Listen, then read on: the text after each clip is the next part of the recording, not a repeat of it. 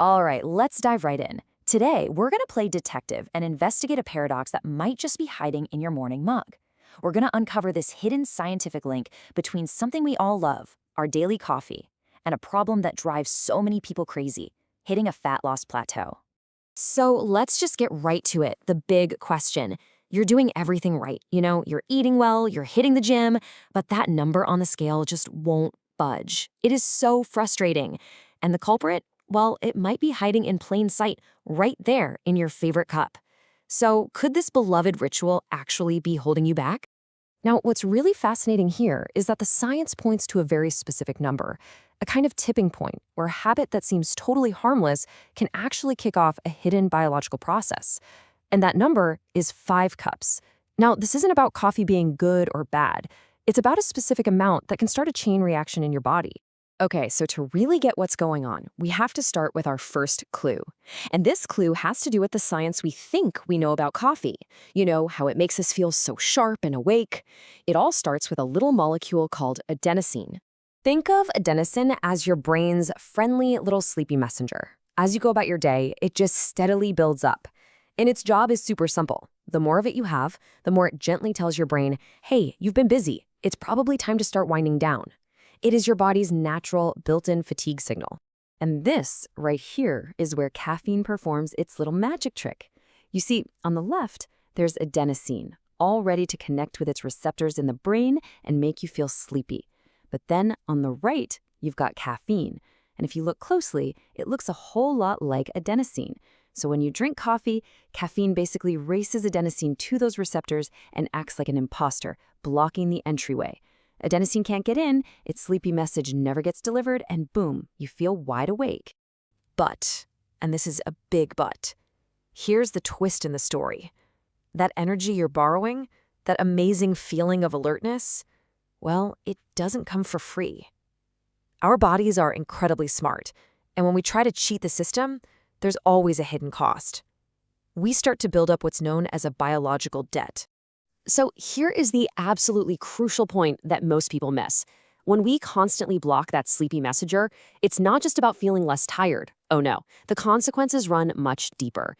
By blocking adenosine, we also end up suppressing melatonin. That's our main sleep hormone. This means our body is now ignoring 2 fundamental signals that are screaming at it to rest and recover. And this kicks off a really clear domino effect. First domino, caffeine blocks adenosine. We got that. Second domino, this then suppresses our sleep hormone, melatonin. But it's the third domino where the real trouble for fat loss begins. With both the fatigue and the sleep signals being muffled, our body does the only thing it can. It interprets this as some kind of threat and enters a constant low-level state of alert. And this constant state of alert brings us to the true mastermind of this whole mystery, the key player that turns this hormonal hiccup into a serious roadblock for your fat loss goals. I am talking, of course, about a hormone you have definitely heard of, cortisol. Let's think of cortisol like this. It's your body's overzealous security guard.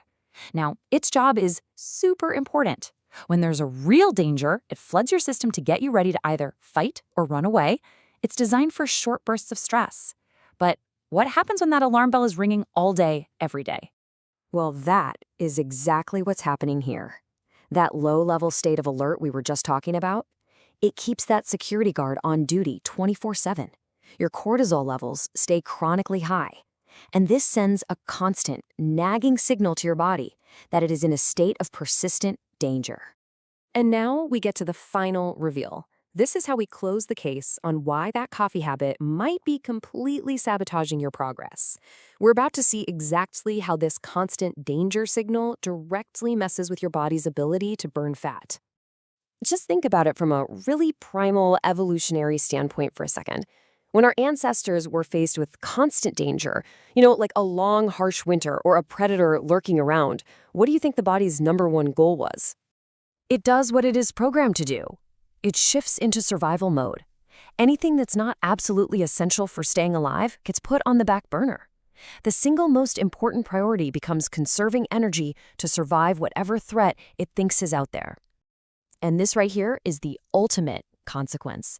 When it's in survival mode, your body does one thing with incredible efficiency. It locks the fat vault.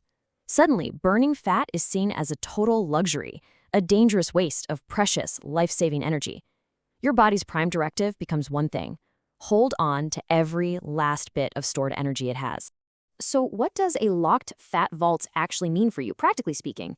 Well, it means that fat burning is actively stopped. Your body's priority literally flips from burning fuel to storing any energy it can get as fat, because it assumes that resources are scarce. And this is exactly why that stubborn body fat can become so incredibly difficult to lose, no matter what you do. So all of this leaves us with one final provocative thought. Look, this isn't about making coffee out to be the bad guy.